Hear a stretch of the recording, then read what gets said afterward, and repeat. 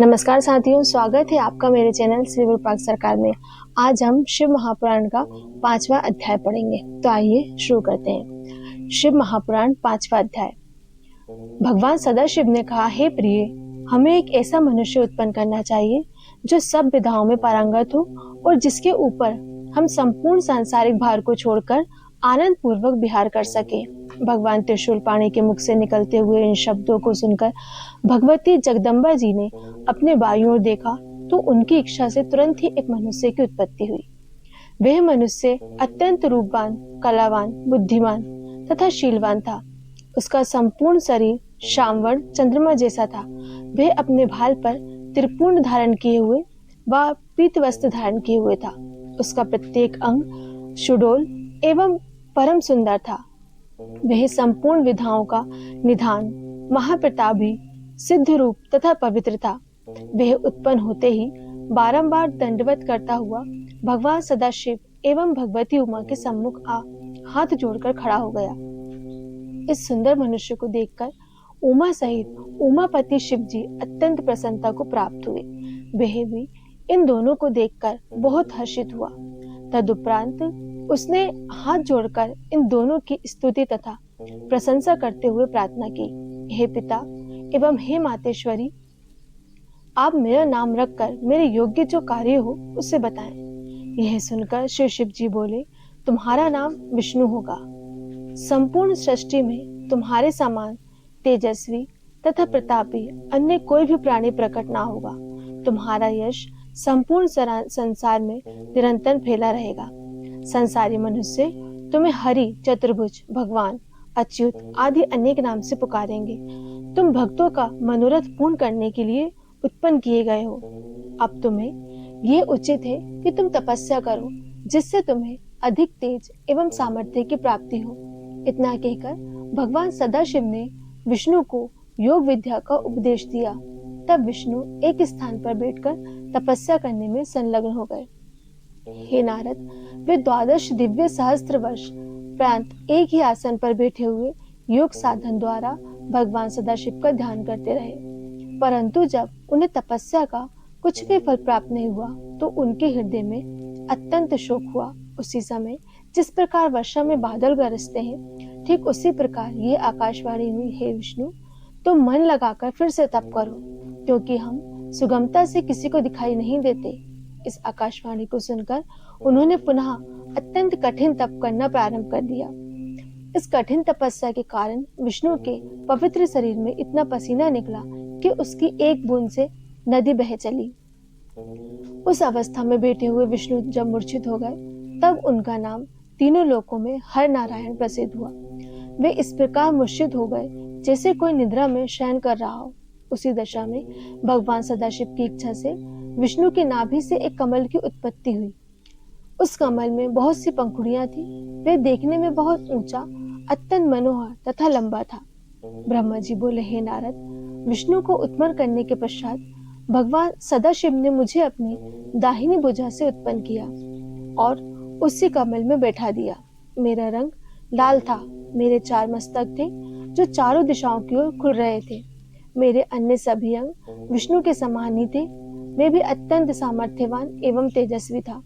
उसी समय मैंने ये आकाशवाणी सुनी, हे पुत्र, तुम्हारे अज ब्रह्मा, धाता, विधाता, ब्रजेश, परमेष्टि, बहुगर्भ आदि अनेक नाम होंगे।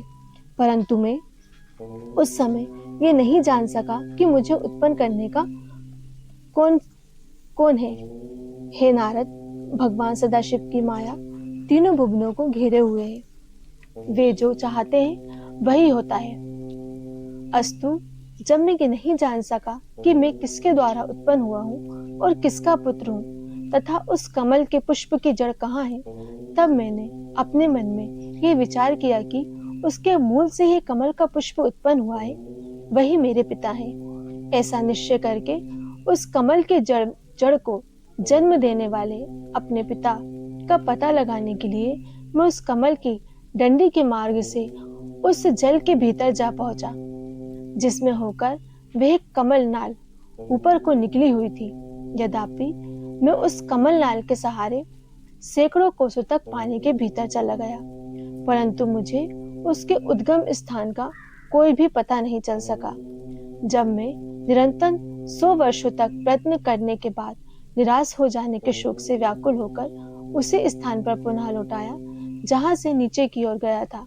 जब मैं पुनः ऊपर लौटकर आया तो ये देखकर मुझे आश्चर्य की सीमा नहीं रही कि वह कमल पुष्प कहीं भी दिखाई नहीं देता था जिस पर मैं पहले बैठा हुआ था।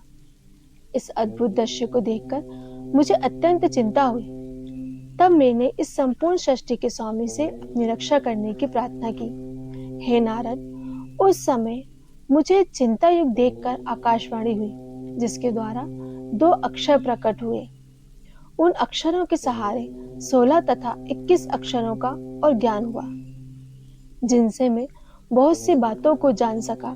ठीक उसी समय भगवान सदाशिव की इच्छा से उस जल में अचेत होकर पड़े हुए विष्णु सचेत होकर मेरे समीप आए। वे रत्न जटित किरीट आदि को धारण किए हुए थे। उनके शरीर का रंग मेघ के समान श्यामल था। उनके उस मनोहारी प्रकाशवान स्वरूप को देखकर मैं आश्चर्यचकित रह गया। इतनी कथा सुनाकर ब्रह्मा जी ने कहा, हे नारद, इसमें किसी प्रकार का संदेह नहीं करना चाहिए, क्योंकि भगवान सदाशिव जो चाहते हैं वही होता है। अस्तु, मैंने विष्णु के उस स्वरूप को देखकर पूछा, आप कौन हैं? विष्णु ने उत्तर दिया, हे ब्राह्मण, हम ब्रह्मा अलख निरंजन हरि भूपति निर्विकार अचैतन्य तथा सत्यचित आनंद स्वरूप हैं। हम तुम्हारे पिता हैं और हमारे की नाभि कमल द्वारा तुम्हारी उत्पत्ति हुई है। अब तुम निर्भय हो जाओ, क्योंकि हम तुम्हारे रक्षक हैं। हमसे ऊपर, हमारे समान अथवा हमसे उत्तम अन्य कोई नहीं।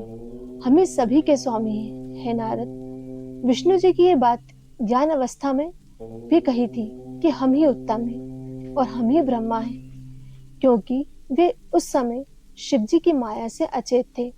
भला इस संसार में ऐसा कौन है जिसे भगवान सदाशिव की माया भुलावे में नहीं डाल देती? हे नारद, विष्णु के मुख से ये वचन सुनकर मुझे अत्यंत क्रोध आया। तब मैंने उनसे कहा, हे विष्णु, तुम ऐसी असत्य बात मत कहो और केवल्य भाव का निश्चय रखो। यदि तुम हमें उत्पन्न करने वाले हो तो वेद हमें ब्रह्मा, पितामह, विधाता, परमेष्टि आदि नामों से नहीं पुकारते। हम स्वयं ही तीनों गुणों को धारण करके संपूर्ण सृष्टि को उत्पन्न करने वाले हैं। अतः तुम्हें हमारे प्रति ऐसा शब्द नहीं कहना चाहिए। मेरी बात सुनकर विष्णु बोले, हे ब्रह्मा, तुम्हें ऐसे अज्ञान में पड़ना उचित नहीं है। इस सृष्टि को उत्पन्न करने वाले तुम नहीं हो, बल्कि हम ही हैं। हम ही सब जीवों को उत्पन्न करके उनका पालन करते हैं और प्रलय काल में सबको नष्ट कर देते हैं। हमारे हरि, ईश, अच्युत आदि सर्वोत्तम नाम है। हमारी माया के वशीभूत होकर सब लोग अपना ज्ञान भुला बैठते हैं, इसलिए तुम भी ऐसा कह रहे हो। इसमें तुम्हारा कोई दोष नहीं है। ये संपूर्ण संसार हमारे द्वारा ही उत्पन्न हुआ है और हमारे ही अधीन बना रहता है। हम ही वेदों को बनाया है और तुम्हें नाभि कमल द्वारा उत्पन्न किया। हमसे अधिक श्रेष्ठ अन्य कोई नहीं। तुम अपने नामों पर अहंकार मत करो तथा क्रोध और त्याग कर दो। जो वचन कहने योग्य तथा उचित हैं, उन्हीं का प्रयोग करो। जिस प्रकार अंधा मनुष्य आंखों की महिमा का, निर्धन मनुष्य धनवान की अवस्था का वर्णन करे, उसी प्रकार वेद ने तुम्हें तुम्हारे नामों का वर्णन है।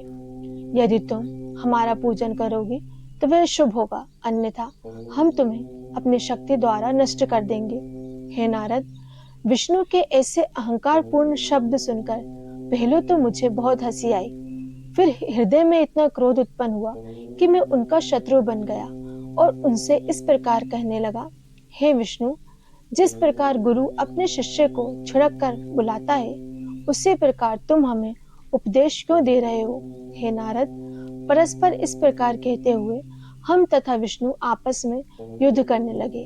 शिव जी की माया से मोहित होकर हम दोनों ने बहुत समय तक खूब युद्ध किया, क्योंकि हम दोनों ही अपने को संपूर्ण सृष्टि का स्वामी समझते थे। शिव महापुराण का 5वां अध्याय समाप्त। ओम नमः शिवाय।